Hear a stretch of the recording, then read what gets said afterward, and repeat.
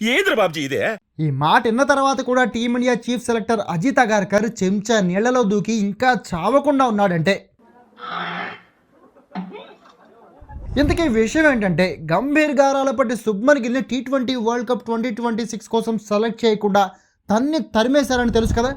ఇప్పుడు అదే టాపిక్ పైన team India farmer cricketer commentator Sanjay Manjrekar ఏకంగా అజిత్ అగార్కర్ని ఓ రేంజ్లో ట్రోల్ చేశాడు.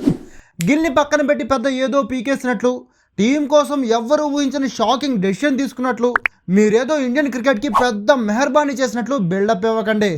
గిల్ని బలవంతంగా T20లోకి లాక్కొచ్చి బాహుబలిలో నాజర్ లెవెల్లో అని పెద్ద హీరోలా బిల్డప్ ఇచ్చి చివరికి మీ సీమటపాకాయ తుస్సుమనడంతో ఇప్పుడు చేసేదేం లేక తప్పించుకోవడానికి, మీ తప్పును దాచిపెట్టుకోవడానికి తీసుకున్న డెసిషనే కానీ అదేదో మీరు తీసుకున్న స్ట్రాంగెస్ట్ డెసిషన్లా బిల్డప్ ఇవ్వకండి అని ఏకి పారేశాడు. ఇంత తిట్లు తిన్న తర్వాత కూడా head coach Gambhir, team chief selector ఇంకా చెంచా నీళ్లలో దూకకుండా ఉన్నారంటే గ్రేటే మరి.